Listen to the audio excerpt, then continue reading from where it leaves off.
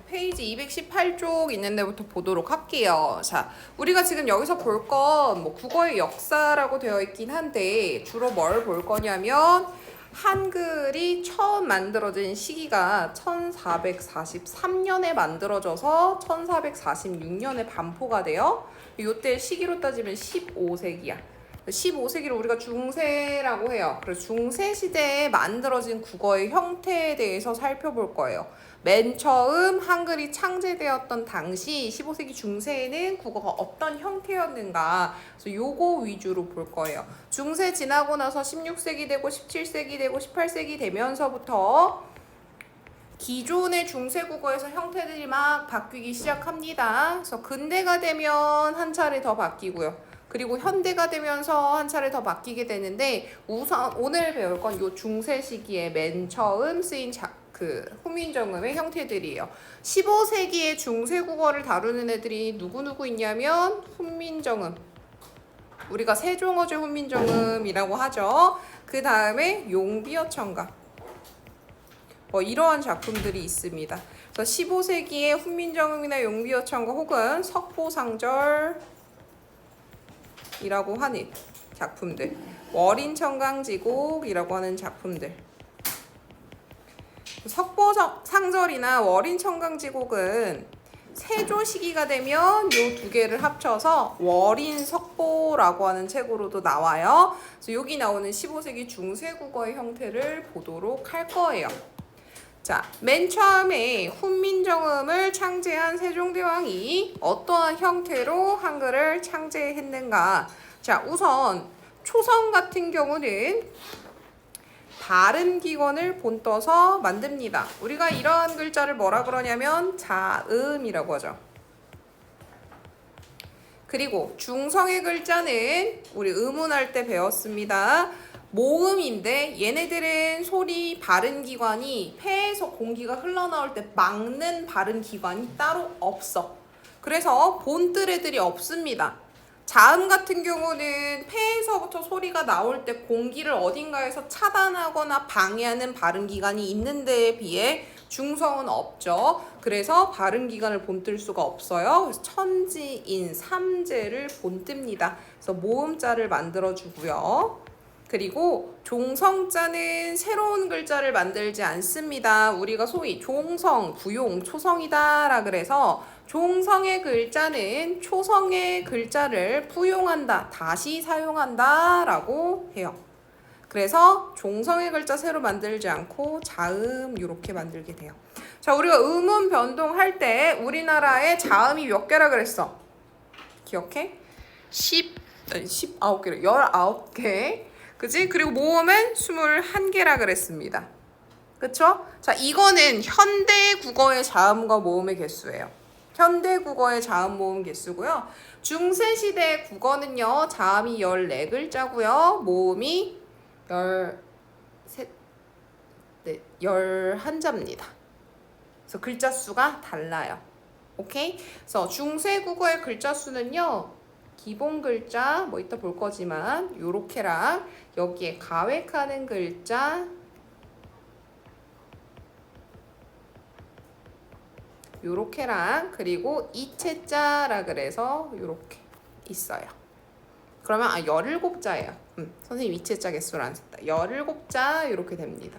그리고 모음의 개수 같은 경우는 하늘의 둥근 모양, 땅의 평평한 모양, 그 안에 서 있는 사람의 모양 해가지고 기본자 3개 만들어 놓고 아래아랑 으나 이를 처음 결합해서 나오는 글자 오나 우, 아나 어 요게 초출자 4개, 여기에 다시 한번 아래아를 결합해서 만드는 요유, 야여 해서 총 11글자 이렇게 있습니다.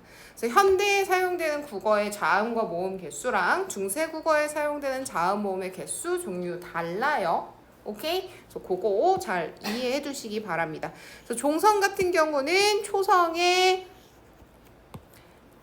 쓰인 자음의 글자가 또다시 쓰일 수 있기 때문에 종성 글자를 더 이상 만들지 않아도 된 거지. 그래서 되게 쓰기 편하고 외우기 간편한 글자 체계가 만들어진 겁니다. 자, 근데 우리가 음운이라고 하는 걸 이렇게 만들지만 실제 발음 체계를 사용할 때는 음절 단위로 발음하죠. 그렇지? 저번 시간에 배웠죠. 음절 단위로 발음합니다. 그래서 초성과 중성, 종성이라고 하는 걸 모두 합쳐서 한 번에 발음하는 음절의 형태로 만들어서 사용하죠. 자, 중요한 게 있어요. 요 종성 표기 있죠? 종성 표기. 지금은 종성의 발음이 안 나면 표기 안 하죠.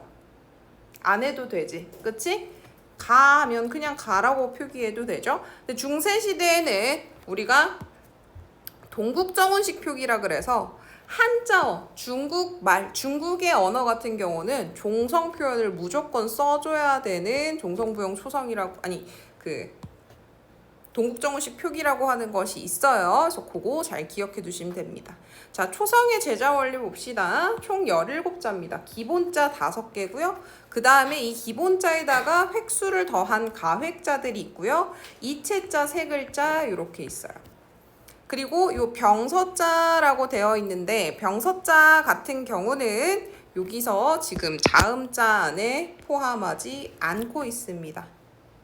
병서자는 자음의 기본자 17개에 포함하지 않아요. 근데 현대국어에서 자음의 개수 19개 할 때는 병서자 포함하죠. 쌍기역, 쌍디귿, 쌍시옷, 쌍짓, 쌍디귿 포함합니다. 그래서 그거 차이가 있어요. 중세국어에서는 병서자는 자음자에 포함되지 않는다. 오케이? 그러면 얘들아 중세국어에서 이 병서자라고 하는 건 음은 몇 개짜리로 보고 있는 거야?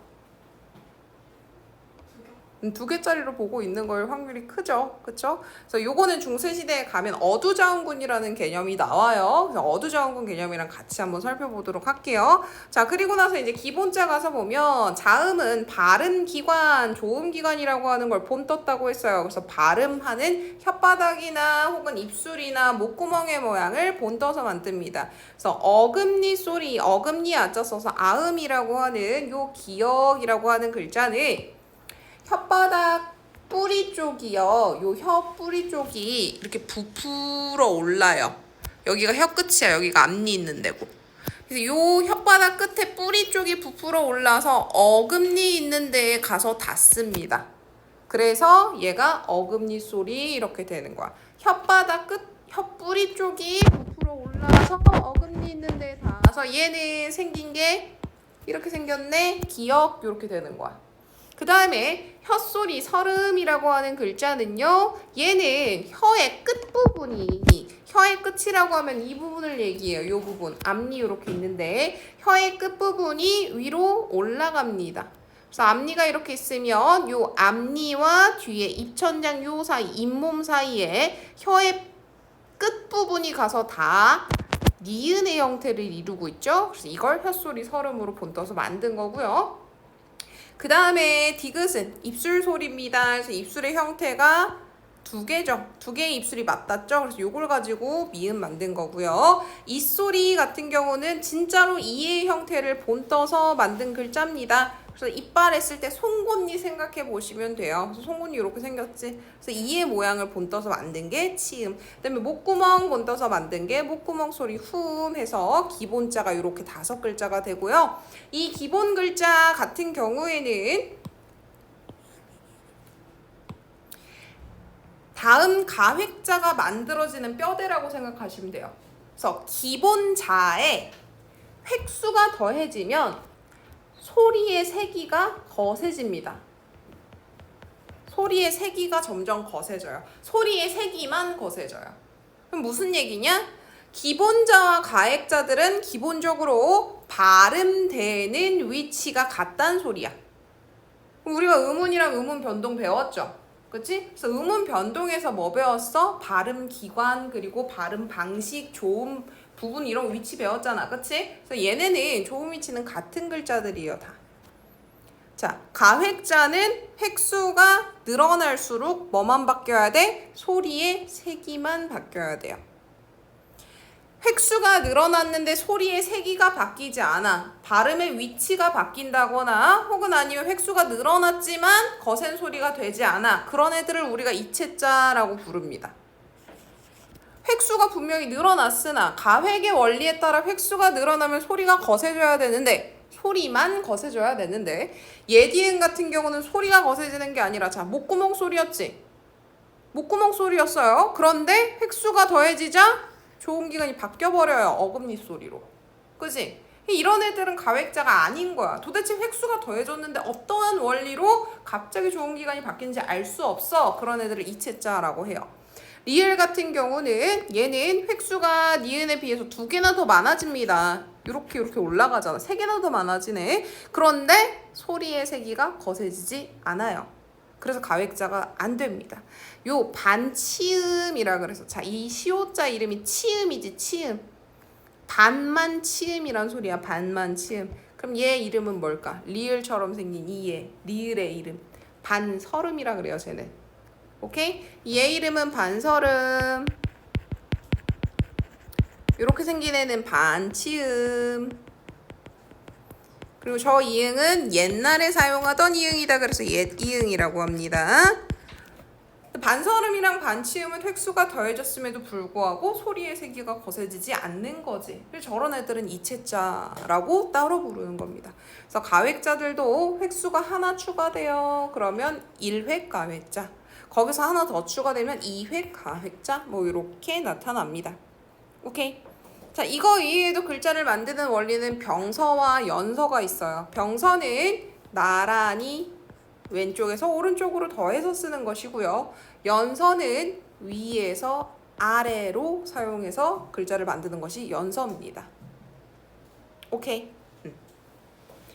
자, 옆에 보시면 이체자가 무엇인지 설명 나와 있어요. 그것만 살펴볼게요. 예디응, 반설음, 반치음은 혀와 이의 모양을 본떠 그 모양을 달리한 자음이다. 그러나 가획자와는 달리 획을 더한 뜻, 소리를 새겨내다 라고 하는 것은 없다. 예디응과 반설음, 반치음은 기역, 니은, 시옷보다 소리가 더 세지 않다. 그래서 이런 건 가획자라고 하지 않습니다. 오케이. 자, 그리고 나서 뒤로 넘어가죠. 이제 중성자입니다. 중성자 같은 경우는 모음이라서 중간에 발음을 막는 발음기관이 없다 그랬어. 공기의 흐름을 그대로 통과시켜요. 그래서 발음기관이 없으니까 천지인을 상형해서 만듭니다. 그래서 천, 하늘의 둥근 모양, 땅의 평평한 모양, 그 안에 서 있는 사람의 모양이라고 하는데 종종 어떤 책에서는 이 천자를 태양의 둥근 모양을 본뜬 거예요. 이렇게 얘기하는 경우 있어요. 아닙니다. 아니고요. 옛날 사람들은 우리가 살고 있는 지구의 형태가 어떻다라고 생각했냐면 땅이 평평해요. 그리고 이 가운데에는 중국이 있어. 그래서 중화라 그러는 거야. 그리고 이 중국을 기준으로 우리나라가 이쪽 동쪽에 있어요. 동이라고 부르죠. 중국이 중심이고 이 세상의 중심이고 다른 나라들은 전부 변방인 거야. 그래서 땅이 평평하게 생겼기 때문에 물은 어떻게? 이 밑으로 떨어진다고 생각했어요. 바다 끝으로 물이 팡 하고 떨어진다고 생각했고 이 땅 밑에 물이 이렇게 차 있는 공간이 있다고 생각해요. 그리고 하늘의 형태도 반구의 형태였다고 생각합니다. 그래서 이 평평한 땅과 하늘은 진짜 반구의 형태로 둥글다라고 생각했어. 그래서 진짜 하늘의 둥근 모양, 요 모양을 본떠서 만든 게 아레아예요. 옛날 사람들은 그래서 태양이라고 하는 게 하늘을 이렇게 북쪽에서 서쪽으로 태양이 하늘을 지나가는 시간을 낮이라고 생각했고 이 밑에 땅 밑으로 기어 들어가서 얘가 물 있는 쪽으로 이렇게 지나오는 시간을 밤이라고 생각했습니다. 그래서 진짜 중성자의 하늘은 하늘을 본뜬 모양이다. 태양이 아니다. 이렇게 생각해 주시면 돼요. 자, 성리학에서 말하는 쭉 뭐 되어 있고요. 자, 기본자를 만들어준 다음에 초출, 제출의 원리를 적용해서 만든다. 초출은 처음 초자예요. 처음. 출자는 나올 출. 그래서 아레아와 이 얘네들이 처음 결합해서 나온 글자를 초출자라고 하고요. 그리고 요 초출자에 다시 한번 아레아를 결합해서 만드는 글자를 제출자라고 해서 만들어 놨습니다. 자, 이때 중요한 게 있어. 이 모음은 하늘과 땅의 원리를 가지고 만든 글자이기 때문에 양성과 음성 해서 양의 기운과 음의 기운을 띄우는 글자들이 나뉘어져 있었어. 자, 보시면 땅 위에 태양이 올라와 있는 형태의 글자야. 그러면 이 햇볕 양자입니다. 이 양자가. 음은 그늘 음자고. 이런 걸 우리가 양성모음이라고 했겠지. 그지? 자, 그리고 땅 밑에 해가 들어가 있는 시간이면 땅 밑에 태양이 들어가 있는 시간 혹은 하늘이 아래로 들어갔어. 그럼 그늘 음자 써서 음성모음이었겠죠. 그리고 사람을 기준으로 오른쪽이 양성이에요. 사람을 기준으로 왼쪽으로 음성입니다. 그래서 각각 양성모음은 양성모음끼리 쓰고 음성모음은 음성모음끼리 쓰는 모음 조화가 잘 이루어져 있었던 게 15세기 중세시대 국어입니다. 제출자도 형태 보시면 양성, 음성 이렇게 들어가 있어요. 그래서 글자를 만들어서 표기를 할 때 얘네끼리 쓰고요. 얘네끼리 있어요. 그래서 항상 조사의 형태들은 짝을 이뤄서 나타납니다. 이렇게 생긴 글자가 있잖아? 그러면 반드시 이렇게 생긴 글자도 있어요. 이렇게 생긴 글자가 있죠? 반드시 이렇게 생긴 글자도 있어요. 이렇게 생긴 글자가 있죠? 반드시 이렇게 생긴 글자도 있습니다. 오케이? 얘네들끼리 서로 대응되는 애들인 거야. 이렇게. 자, 이는 유일한 중성모음입니다.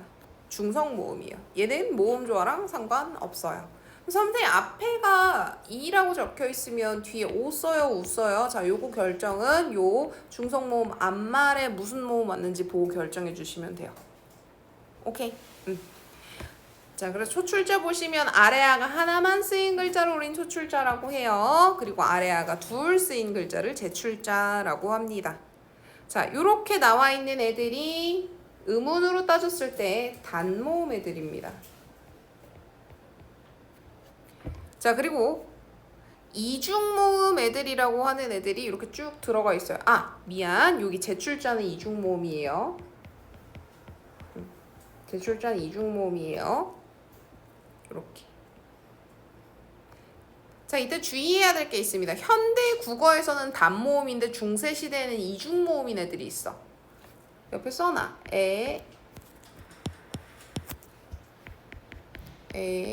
왜, 위. 이렇게 네 글자는요, 현대에는 단모음인데 중세시대에는 이중모음입니다. 그리고 지금은 얘들아 이중모음 발음할 때 요, 야, 유, 여 해서 단모음 들어가는 발음을 짧게 발음하지. 그지? 중세시대에는 안 그럽니다. 다 발음해요. 예를 들어서 애 같은 경우 있죠? 이건 발음을 어떻게 했냐? 어이라고 해요. 얘 발음은 아이라고 해요. 중세국어에선. 그럼 얘는 뭐겠어? 오이. 오케이? 얘는 우이. 이렇게 발음합니다. 그래서 예를 들어 갖고 너네 중세국어 중에 배웠던 게 1학년 때 그 용비어 첨가에 보면 불휘 이런 얘기 나오지. 그치? 응. 근데 얘는 실제 발음은 불후이 이렇게 된다고. 불후이. 이러니까 요 이모음 붙은 애 뒤에는 이라고 하는 주격조사가 들어가도 생략하는 거야. 발음이 똑같으니까. 오케이? 불후이 깊은 이렇게 나온다고. 그래서 이중모음 발음은 중세시대에 다 해줬다. 반모음 짧게 발음해주지 않았다. 알아두시면 됩니다. 자, 옆에 한번 보도록 할게요. 뭐 중성모음 제자 원리를 쉽게 이해하기는 봐두시고요. 단모음 체계 15세기 국어에서 단모음 체계는 아래아 그리고 이 그리고 초출자까지. 현대국어의 차이점, 양성모음에 아, 오 그리고 아래아 이렇게 들어가 있다. 아래아는 지금 현대국어에서는 사라진 글자입니다. 그죠? 그리고 중세국어에서는 이가 음성모음이 아니라 중성모음이었다. 자, 현대국어에서는 이라고 하는 애를 중성으로 보는 경우도 있고 음성으로 보는 경우도 있어요. 하지만 중세시대에는 뭐였다? 중성이었다. 이것만 기억하시면 돼요. 이 모음은 중성모음이다. 자, 그리고 종성은 글자를 별도로 만들지 않고 초성으로 쓰는 글자 자음을 다시 사용하는 종성부용 초성을 사용합니다. 자, 종성부용 초성이라고 하는 용어가 중세국어에선 두 가지 의미로 쓰여요. 하나는 제자 원리를 말할 때 글자를 만들다라고 하는 걸 제자라고 하거든. 그 글자 만든 원리를 물어볼 때 말할 때 종성부용 초성이라는 단어는 종성의 글자는 초성 걸 다시 사용하니까 새로 만들 필요가 없어요. 이 얘기고, 뒤에 15세기 국어를 배울 때 팔종성법과 대응되는 의미로서의 종성부용 초성이라고 하는 말이 있습니다. 그건 무슨 얘기냐?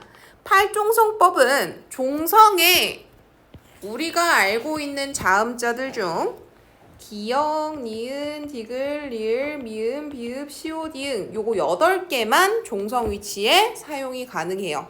이 얘기거든? 그런데 이거랑 반대되는 의미의 종성부용 초성은 무슨 얘기냐? 8개 말고요. 초성에 쓰이는 자음은 종성에 모두 다 사용이 가능합니다. 이런 뜻이야. 그래서 여러분들 1학년 때 배우는 작품 중에 용비어 청가라고 하는 작품을 보시면 꽃, 교코 이런 얘기가 나와. 그래놓고 꽃이라고 하는 단어 밑에 지읒 이라고 집어넣어줘. 종성은 8개만 써야 된다면서요. 자, 용비어 청가는 팔종성법이 아니라 종성부용 초성을 쫓아가고 있는 작품이에요. 오케이? 그래서 그런 차이점이 있다. 자, 그리고 나서 이제 이 만들어진 글자들을 가지고 우리가 이미 외운 글자들을 가지고 글자들을 합쳐서 우리가 실제 발음을 표기할 때 더 많은 발음을 표기할 수 있도록 만듭니다. 자, 위에 잠깐 볼게요. 합성의 원리라고 하는 것과 합용의 원리라고 하는 것이 있습니다. 자, 합성은 문자를 제작할 때 원리입니다. 즉, 초출자냐 제출자냐 할 때는 합성이야. 기본자를 합성해서 만든 것이 초출자 제출자입니다. 제자 원리 중에선 합성이라 그래요. 합용이라고 하는 단어는 언제 쓰냐면 문자를 사용할 때요. 즉 만들어진 건 다 만들어졌어.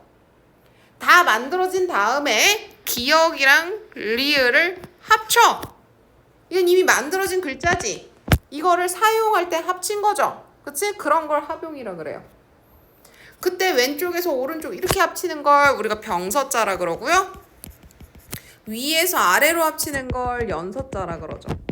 그래서 병서, 연서는 만들어진 글자를 사용할 때 합쳐서 사용하는 합용의 원리고요. 초출자와 제출자는 글자를 만들 때 사용하는 합성의 원리입니다. 오케이?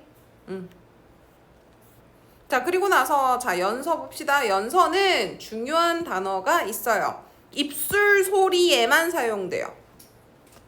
프, 입술 소리에만 연서가 사용됩니다. 그 밑에 뭘 붙이냐면 이응이요. 입술 소리 밑에 이응을 붙이면 어떤 일이 벌어지냐? 가벼운 소리로 바뀝니다. 그래서 그걸 뭐라 그러냐면 순경음 미음, 순경음 비읍, 순경음 피읍, 순경음 쌍비읍이라고 해요. 자, 여기 보면 입술 가벼운 소리라 그랬지? 입술 순자, 가벼울 경자야. 그래서 이 입술 가벼운 소리를 중세국어로 표현하면 뭐라고 나오냐면 입시울 소리라 그래요. 오케이? 너희들이 글을 보다 입시울 소리 이렇게 나오면 입술 소리란 뜻이야. 오케이? 입술 소리, 입술 가벼운 소리, 순경음 얘기하는구나. 이런 애들을 이어쓰기 연서라 그러고요. 나란히 쓰기 병서 같은 경우는 자, 각자 병서와 합용 병서로 나뉩니다. 각자 병서는 자, 똑같이 생긴 글자 2개를 나란히 쓰는 걸 각자 병서라 그래요. 합용 병서는 서로 다른 자음을 나란히 붙여 쓰는 걸 얘기합니다. 자, 그때 합용 병서자에는 어떤 글자가 있냐면 요렇게 생긴 글자가 있어요. 자음이 3개가 붙습니다. 자, 이 자음이 3개가 붙는 게 무슨 뜻일까? 뭘까? 자, 옛날에는 각자 병서어도 된소리라 그랬고 된소리로 발음하고 합용 병서자 중에서 이렇게 시옷으로 시작하는 계열 애들 있죠? 그치? 얘네들도 된소리로 발음했다고 봐요. 오케이? 자, 그리고 나서 여기 잘 보시면 비읍자로 시작하는 애들이 있어. 비읍, 디귿. 그리고 여기도 비읍자로 시작하는 애 있어. 그치? 이런 애들은 비읍 발음이 된소리가 아니라 그냥 살아서 났다고 봐요. 이런 걸 이제 뒤에 가서 배우는 어두자음군이 될 겁니다. 자, 그때 이렇게 세 개 붙는 애들은 어떤 형식으로 만들어진 거냐면 이렇게 만든 거야. 자, 이렇게 되면 쌤이 시옷 계열이니까 얘가 뭐랑 발음이 같다고? 된소리랑 똑같다 그랬지? 그치? 된소리 앞에다 비읍 이렇게 붙여준 거랑 같은 거라고 보시면 돼요. 그러니까 현대국어로 따지면 이렇게 붙으면 이게 된소리, 이게 어두자음군 만들어주는 비읍 이렇게 되는 거지. 제 발음은 붓드 이렇게 돼요. 얘 발음은 어떻게 될까? 브드 이렇게 되겠지? 브드. 얘는 붓드 이렇게 되는 거고. 오케이. 그래서 보시면 똑같은 자음을 붙여 쓰는 각자병서 그리고 서로 다른 자음을 붙여 쓰는 합용병서가 모두 쓰입니다. 모두 쓰입니다. 자, 그리고 각자병서는 무조건 된소리고요. 합용병서자 중에서는 된소리인 애가 있고 어두 자음군 혹은 자음군이라 그래서 자음 두 개가 모여서 오거나 세 개가 모여서 오는 글자일 수 있어요. 그래서 그거 잘 구분해 두십시오. 자, 뒤로 넘어갑시다.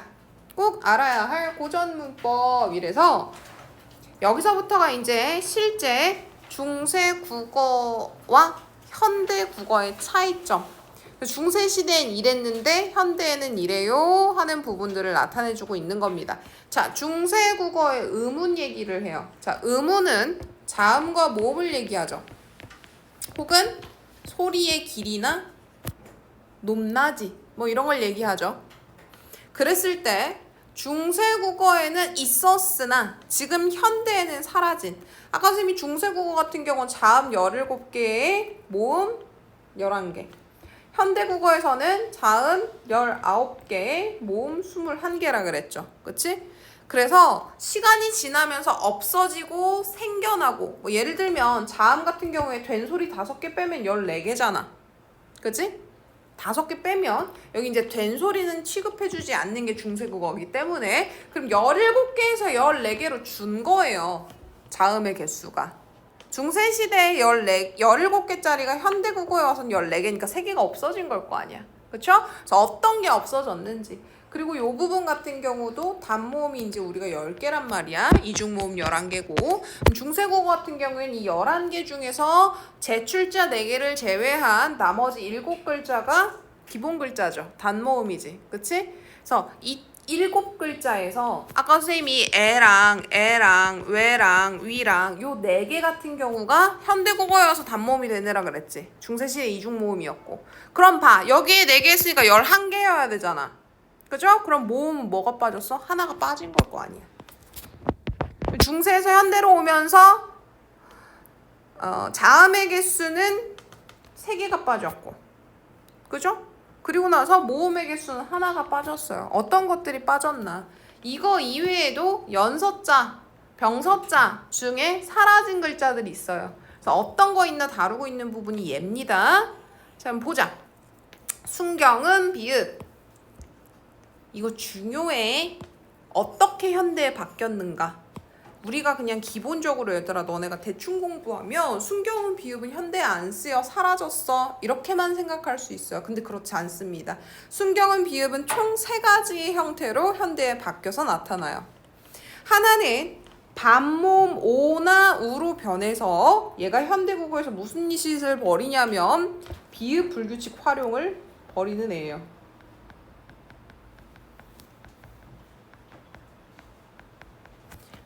우리 동사할 때 돕다 이런 단어에 모음으로 시작하는 어미를 붙이는 순간 얘가 반모음 오나 우로 바뀌어서 도와 라고 바뀐다. 이런 거 했죠? 그치? 자, 이때 이 비읍이 옛날에 뭐였어? 순경은 비읍이었던 거야. 근데 그게 현대국어에 와서 뭐 한 거야? 반모음 오나 우로 바뀌는 거야. 그게 튀어나오는 게 이 비읍 불규칙 활용 같은 애입니다. 오케이? 그래서 이 더워도 마찬가지예요. 덥다랑 더워랑 똑같아. 덥다에서 어가 붙어야 되는데 얘가 반모음 우로 바뀐 거지. 오케이? 응. 매워도 마찬가지겠죠? 덥다, 맵다, 돕다 이런 거. 그리고 이 순경음 비읍이 그냥 모음 오나 우로 바뀌어서 들어간 애들이 있어요. 중세 시대에는 자 이렇게 보시면 여기 순경음 비읍자 보이니? 그지? 근데 얘가 그냥 오로 바뀌어 버려요. 마찬가지 여기도 셔블이라고 되어 있었는데 그게 우로 바뀝니다. 그래서 서울이 돼요. 그래서 자 순경음 비읍이랑 아래아가 합쳐져서 오가 되거나 순경음 비읍이나 의가 합쳐져서 우로 바뀌는 경우들 있습니다. 반모음의 형태로 나타나는 애들은 잘 보시면 대부분 용언 애들한테 많이 나타나요. 그리고 순경음 비읍이 있었다가 아예 사라진 경우도 있어요. 수위, 쉽게 이런 뜻이야. 쉽다 할 때. 그때 요 순경음 비읍은 그냥 없어져요. 그래서 우랑 이가 결합된 우이로 바뀌는 거예요. 자, 그 다음에 여린 히읗이라고 하는 글자는 지금 현재 아예 사라졌습니다. 자, 여린 히읗을 중세시대에는 어떤 걸로 썼는지 여러분 저번 시간에 음운 배운 거 잘 떠올려야 돼. 자, 여린 히읗이 종성에 가서 붙으면 발음이 어떻게 날까? 음운 잘 생각해봐. 똑같이 히읗이라고 생각해봐. 히읗은 종성에 가면 발음이 디귿으로 나지. 그지? 자, 디귿 다음에 이 발음 다음에 그 뭐니 거센 소리 된 소리 거센 소리 된 소리 말고 하나 더 뭐라 그래? 갑자기 생각이 안 나니까 그걸 기본적인 거 기역 디귿 비읍 얘네들 예사 소리 그쵸? 미안. 자 예사 소리 애들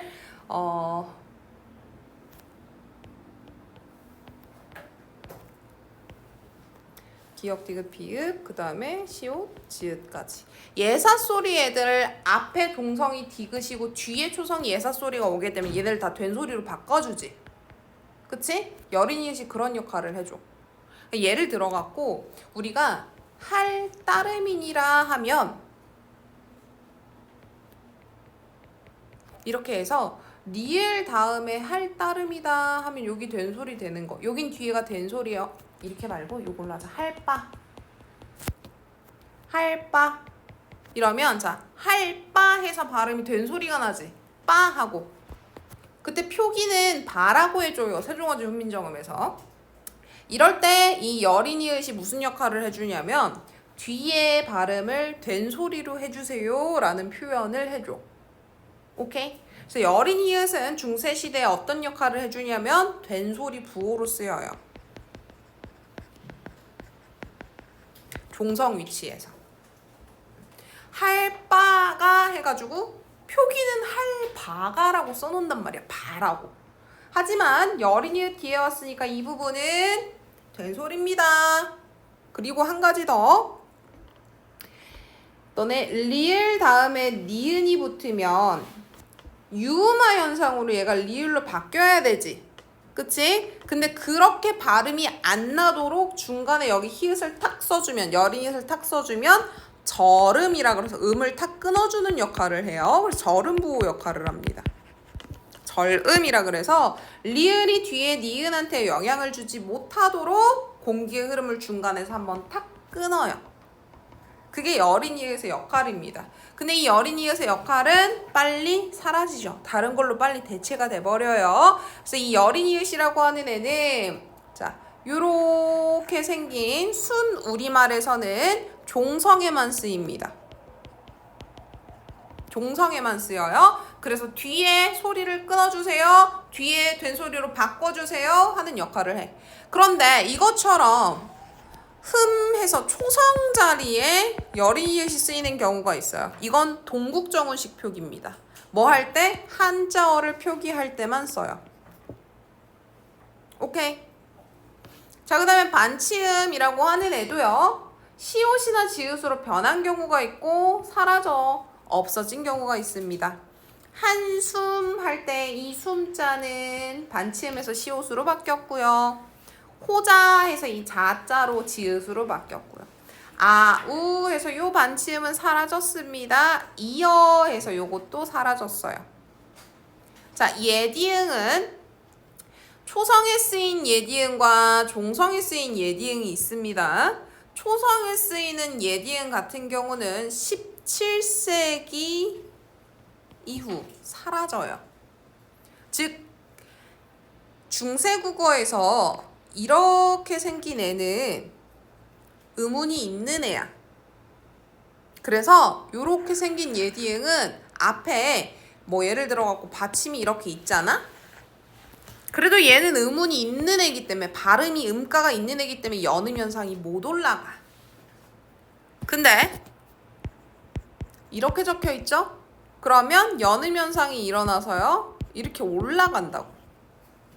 그래서 중세국어 표기에 이렇게 표기가 돼요. 뭐 예를 들어 갖고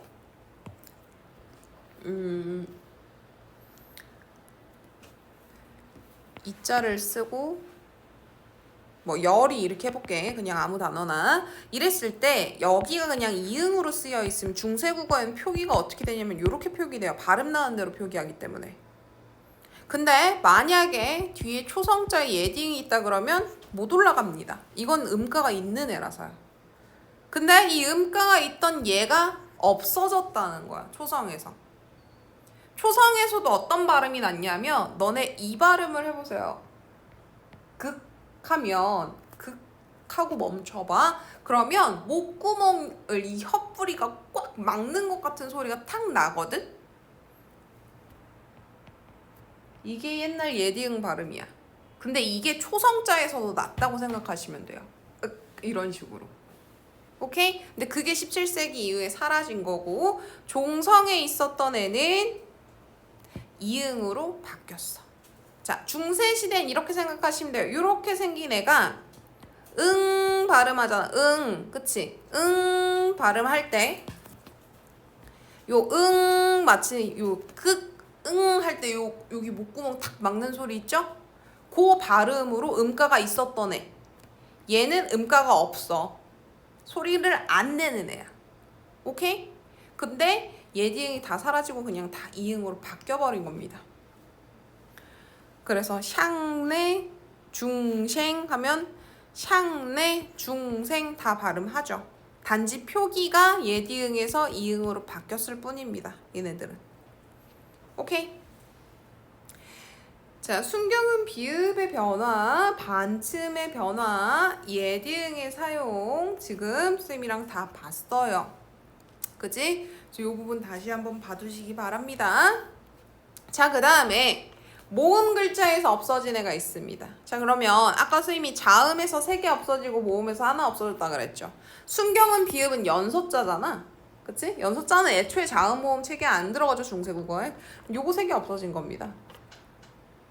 오케이? 중세국어에서 현대로 오면서 이거 3개 없어진 거고요. 모음에서 없어진 하나가 바로 뭐냐? 아레아예요. 아레아. 자, 아레아 같은 경우는 원래 아 발음이에요.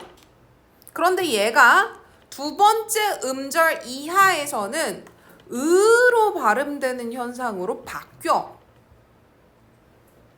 그래서 첫 번째 음절에 오면 아, 두 번째 음절에 오면 으라고 발음을 하는 게 아래안데 얘가 먼저 없어져요. 두 번째 음절 으로 발음하는 게 없어지고 두 번째 음절에 아래아가 와도 그냥 죄다 아로 발음하는 걸로 바뀌어. 혹은 두 번째 음절에 으 발음 나는 걸 아래아가 아니라 으로 그냥 표기해버려요.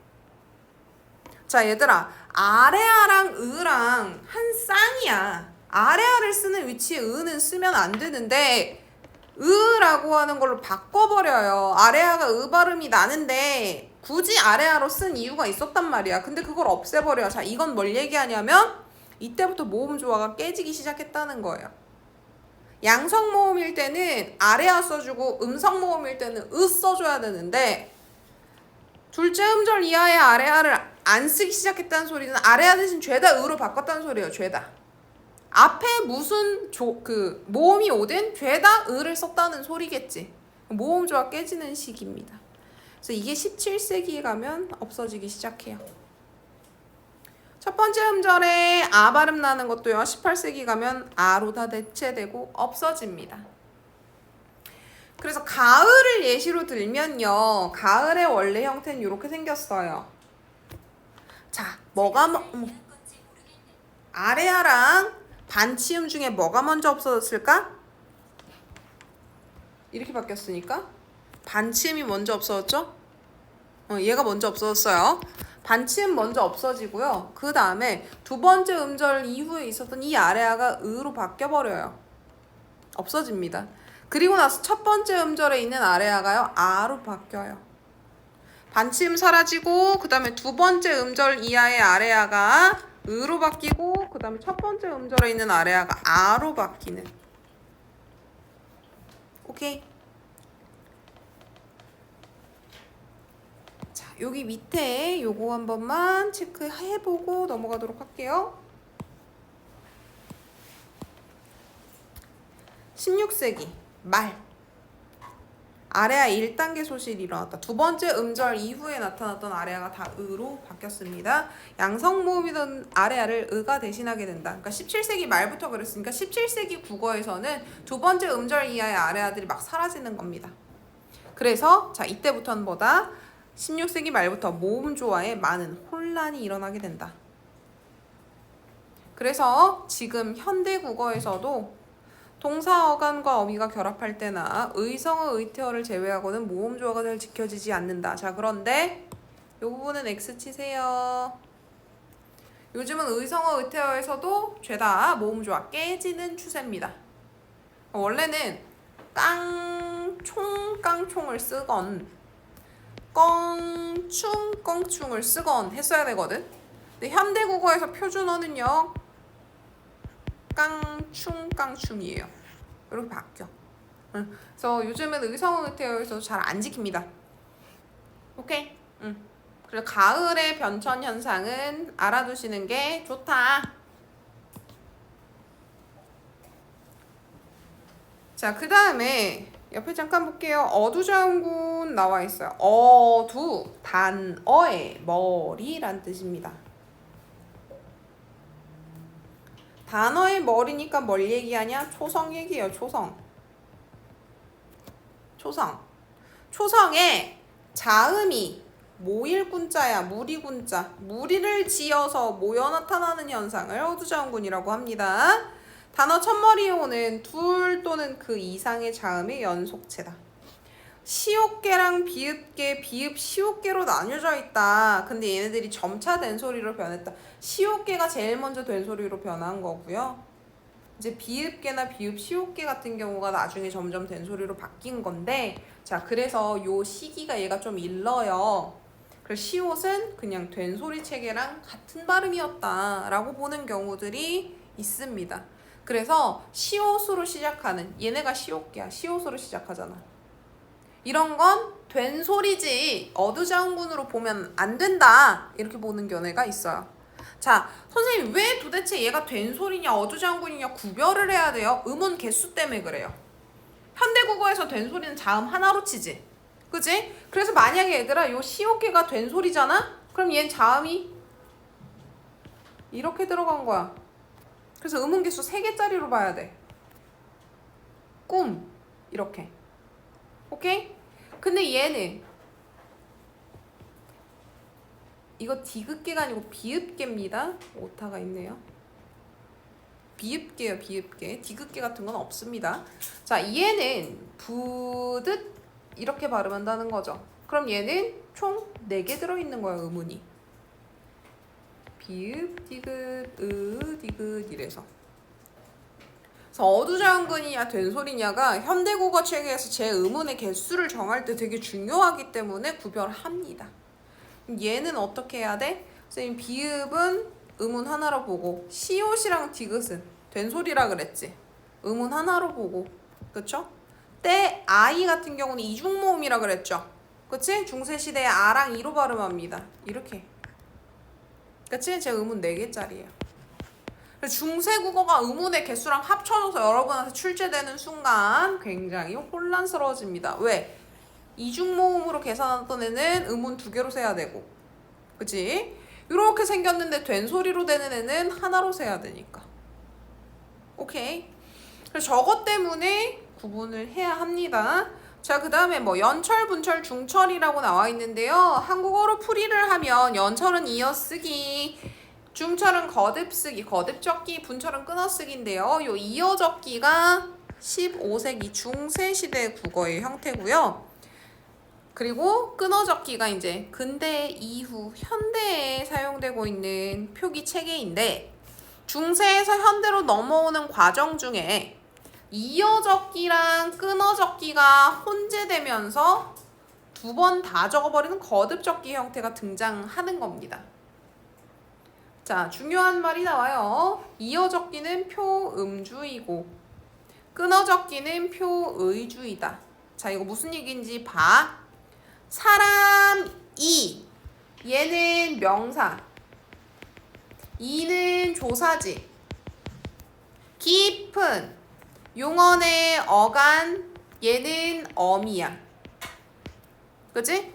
근데 중세에서 이어적기 형태를 보면 명사 받침의 미음이 조사 첫머리 초성에 연음으로 올라가 버립니다. 그럼 얘는 지금 명사랑 조사 단어 구별 해놨어, 안 해놨어? 안 해놓은 거야. 이 단어는 사람이라는 단어고 이 단어는 이라는 단어입니다. 구별을 안 해준 거야. 오케이? 그래서 음만 표기했다 표음주의라고 봐요. 이 단어의 의미가 어디서 왔는지 어떤 단어인지 이걸 밝히지 않고 있다는 소리입니다. 근데 현대 국어는 어떻게 해놨어? 사람, 명사와 이, 조사 끊어서 표기해놨고요. 깊, 어간과 은, 어미를 따로 떨어뜨려 놨죠. 그래서 명사랑 조사를 떼서 쓰고 어간과 어미를 떼서 쓰는 거 우리가 의미를 밝혀 적는다라고 해요. 그래서 의미를 밝혀 적는 걸 끊어 적기. 음을 기준으로 의미 밝히지 않고 소리 내는 대로 다 이어 적는 걸 이어 적기. 거듭 적기는 사람들이 헷갈려서요. 여기도 쓰고 여기도 쓰고 여기도 쓰고 여기도 쓰고 하는 겁니다.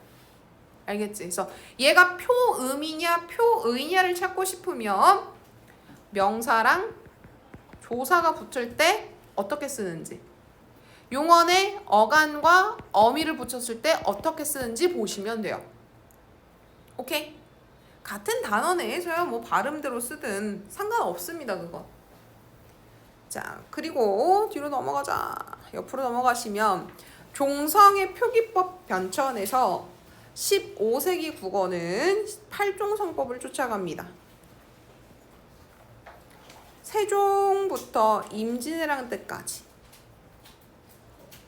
저 임진왜란 전까지를 우리가 전기중세 국어라고 하죠. 아니지, 후기중세 국어라고 하죠. 후기중세 국어라고 합니다. 자, 그리고 이걸 다른 말로 팔종성 가종용이라고도 합니다. 같은 말이에요. 팔종성법이랑 팔종성 가종용이랑 같은 말이고요. 얘는 표음적인 표기다. 즉 무슨 얘기냐? 종성에는 어차피 이 8개밖에 발음이 안 난다는 거야. 종성에는 요 8개밖에 발음이 안 난다. 발음대로 적어라. 음만 표기하자. 이게 팔종성법. 그래서 지읒이나 치읒 같은 경우는 발음대로 시옷으로 표기. 디귿도 받침에서는 디귿으로 발음 난다. 발음 내는 대로 표기. 피읍도 받침에선 비읍으로나 소리 난다. 발음 나는 대로 표기하자. 이게 팔종성법. 지금으로 따지면 음운 변동 현상 중에서 뭐랑 유사해? 음절 끝소리 규칙이랑 유사하죠. 근데 이 음절 끝소리 규칙은 표기는 우리가 사용하고 있는 자음 모두 다 쓸 수 있으나 발음만 7개로 난다는 소리고, 팔종성법은 8개로밖에 발음이 안 나니 표기도 8개로만 하자. 이 얘기야. 오케이? 자, 그리고 중세시대에는 디귿과 시옷의 발음이 종성에서 달랐다. 이렇게 봅니다. 자, 이런 거야.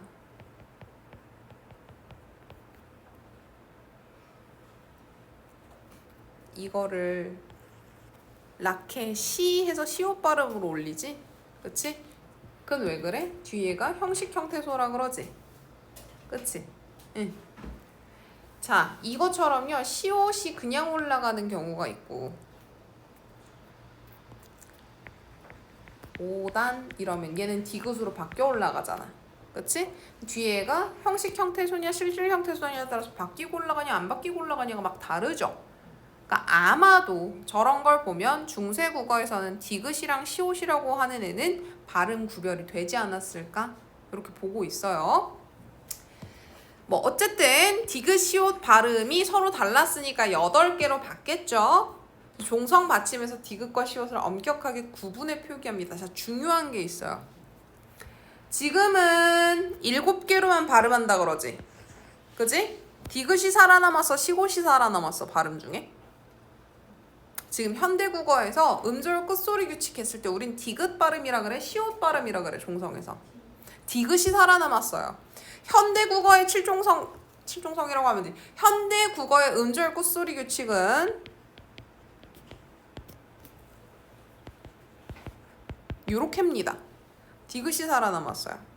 근데 중세가 지나고 나서 근대의 칠종성법이라 그래서 시옷과 디귿의 발음을 더 이상 구별하지 않는 시기가 오거든. 근대에는 시옷이 살아남습니다.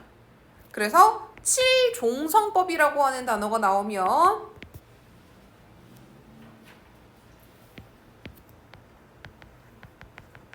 요렇게 7개예요. 음절 끝소리 규칙은 요렇게 7개고요. 현대국어에서는 표기는 자음 다 합니다. 발음만 7개로 나요. 7종성법은 7개로 발음하고 7개로 표기하고, 8종성법 8개로 발음하고 8개로 표기하고. 자, 훈민정음 창제 초기 용비어천가와 월인청강지곡이라고 하는, 용비어천가는 조선 건국의 정당성을 밝히기 위해 세종이 쓰게 시킨 악장 가사고요. 월인청강지곡은 세종이 부인이 죽은 후 부처님의 일생에 대해서 쭉 기록한 책을 월인청강지곡이라고 하는데, 요 2개는 팔종성법이 아니라 아까 전에 우리가 배웠던 종성, 부용, 초성이 쓰입니다. 자, 요 2개는 종성, 부용, 초성이 쓰여요. 종성, 부용, 초성이라고 하는 게 뭐냐? 종성은 초성에 사용된 글자를 모두 다 쓸 수 있다. 그래서 용비어천가에선 요렇게 씁니다. 꽃 좋고 이렇게.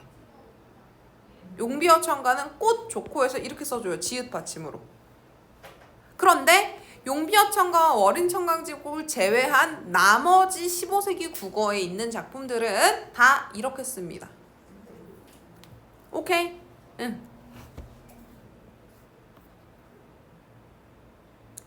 자, 여기 보시면 표의적 표기라는 말이 나와요. 형태음수적 표기라는 말이 나옵니다. 저걸 다른 말로 종성부용 초성이라고 해요.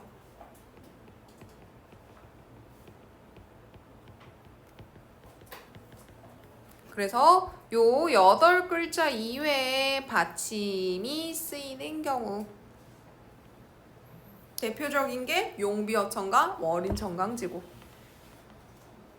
자, 칠종성법이라고 하는 얘기가 있죠. 이 칠종성법은 17세기 말부터 1933년까지 사용됐던 종성 기록법이자 발음법입니다. 종성에서 디귿과 시옷이 구분되지 않게 되자 시옷으로 통일했어요. 시옷으로. 현대 음절 끝소리 규칙에 발음나는 7개는 시옷이 아니라 디귿입니다. 그리고 칠종성법 할 때 중요한 게 있어. 얘 시기가 17세기 말부터라 그랬지. 그치? 이때는 이미 예디응이 종성에서 사라졌을 때예요. 그래서 예디응 글자가 아니라 이응자 써줘야 돼. 자, 팔종성법이라고 하는 건 종성 자리에서 발음되는 애 예디응으로 써줘요. 그래서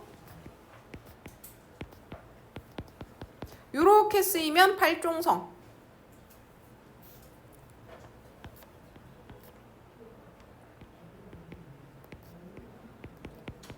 요렇게 쓰이면 칠종성이야.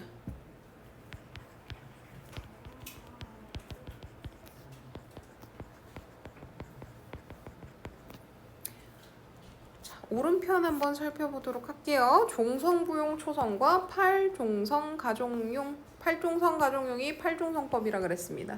자, 종성부용 초성은 다 쓰는 거예요. 그래서 초성 글자를 다시 다 사용하던 거. 저런 걸 뭐라 그러냐, 형태를 밝혀 적는다 그래서 형태 음소적 표기라 그래요. 팔종성 가종용은 기역, 니은, 디귿, 리을, 미음, 미읍, 슛, 예디응 8글자만 사용한다. 오케이? 응. 이거는 발음대로 쓰니까 표음주의죠. 오케이? 자, 그리고 자, 디귿과 시옷 중에 디귿을 대표음으로 정한 것이 현대국어의 음절 끝소리 규칙입니다. 자, 음절 끝소리 규칙은 발음 규칙이에요. 표기에는 해당하지 않습니다. 현대국어의 표기는 따지고 보면 뭐야? 종성부용 초성이지? 다 쓰죠? 자, 팔종성법과 칠종성법 구별하는 방법. 두 개의 문헌에서 같은 글자의 표기를 비교해 본다. 그렇죠? 그래서 종성에 시옷이 왔냐? 혹은 아니면 뭐 예디응이 왔냐? 뭐 이런 것들, 지읒이 왔냐? 뭐 이런 것들 찾아보면 됩니다.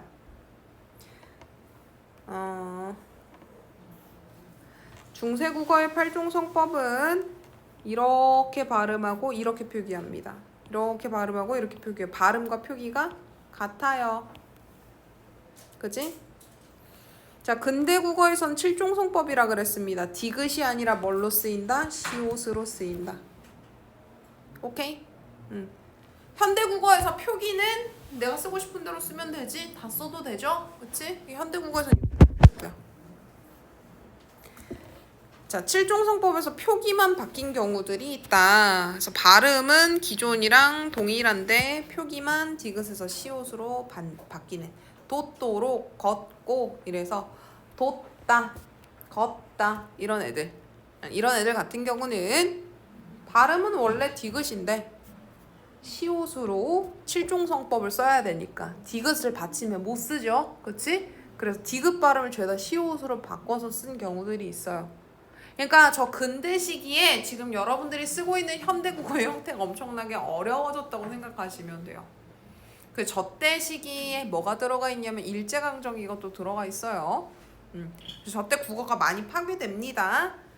저때 시기에 막 저때는 돛다 이렇게 쓴 거야. 왜? 칠종성법을 써야 되니까 디귿이랑 시옷은 시옷으로 쓰는 거지. 그지? 그러면 우리는 얘가 이 돛다라고 하는 단어가 있는 것인지 아니면 요 돛다라고 하는 중세국어의 단어랑 같은 의미로 쓰인 것인지 모르죠. 그래서 현대국어의 언어학자들이 요거를 많이 찾았어요. 중세시대에 얘가 디귿으로 쓰인 돛다, 해가 돋아나다의 돛단가 혹은 아니면 요 시옷 받침의 돛다가 다른 의미가 또 있는가 뭐 이런.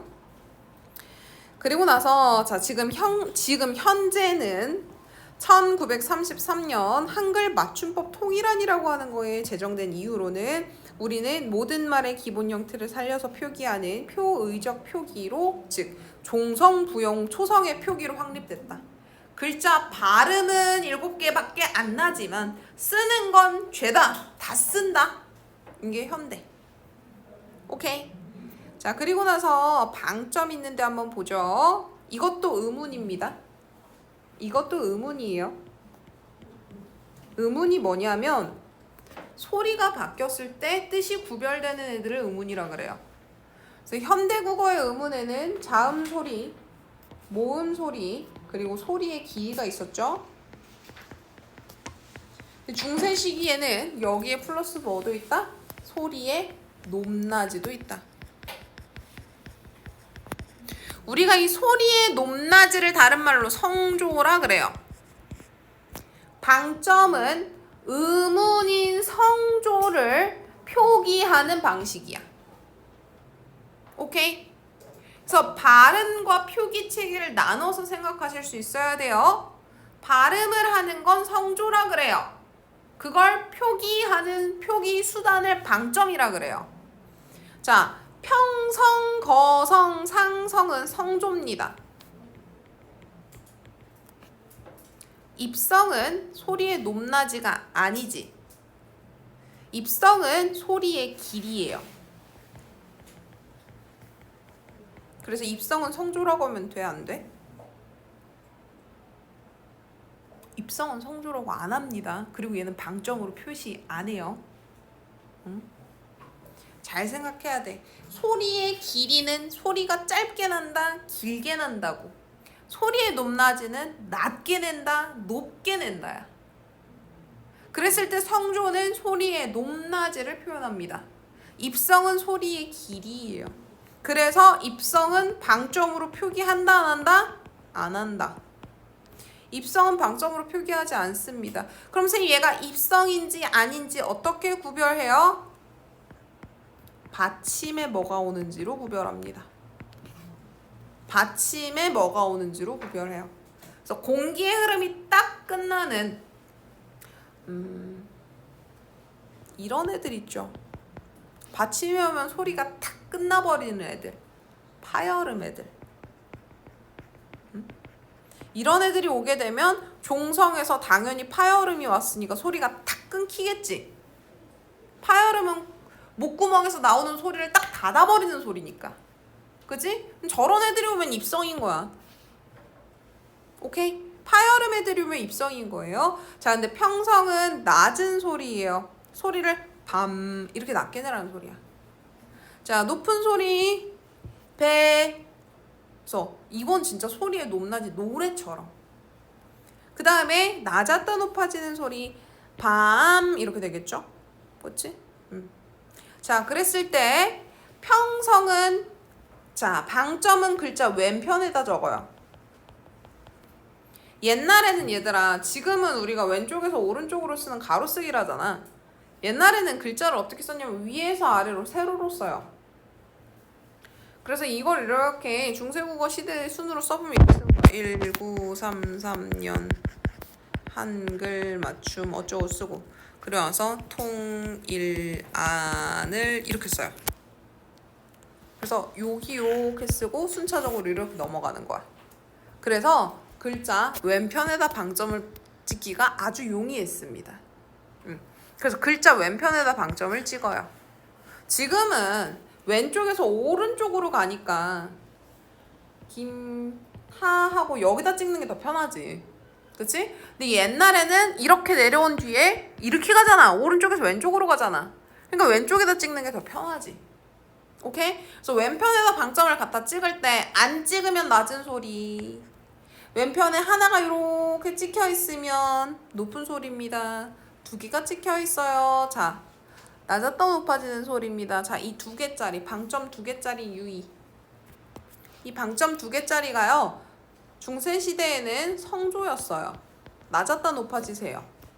현대 국어에는 뭘로 바뀌었냐면 소리의 길이로 바뀝니다. 그래서 요렇게 바뀌어요. 모음의 길이를 길게 내세요로 바뀝니다. 그래서 현대 국어에서요. 요 밤은 발음할 때 그냥 밤 합니다. 짧게 소리 내요. 밤낮 할 때. 근데 요 밤, 추석 때 까먹는 밤 있죠? 걔는 요렇게 표기합니다. 중세시대의 상성이었던 애들은 현대국어에 어떤 형태로 나와 있다? 소리의 길이, 모음의 길이를 길게 내세요 라고 하는 장음으로 남아있다. 오케이? 자, 그래서 입성 볼게요. 소리의 높낮이에 관계없어요. 받침이 파열음인 애들. 여기에 시옷도 하나 추가합니다. 이런 애들은 죄다 짧게 끊어요. 그리고 옆에 평성, 상성, 거성 해서 방점으로 표기해 주겠지. 그지? 그래서 거성이면서 입성인에 있을 수 있고요. 평성이면서 입성, 상성이면서 입성 이네들이 있을 수 있습니다. 알겠지? 입성은 소리의 높낮이가 아니라 소리의 길이를 표현하기 때문에 소리의 높낮이랑은 같이 등장할 수 있죠. 그래서 나랏 이렇게 하면 시옷으로 끝났죠? 나랏 다른 거보다 짧게 끝나지? 그리고 왼편에 방점 써놨어. 나랏 하고 위로 올라가요. 랏 그리고 짧은 소리. 그래서 이 랏은 거성이면서 입성이다.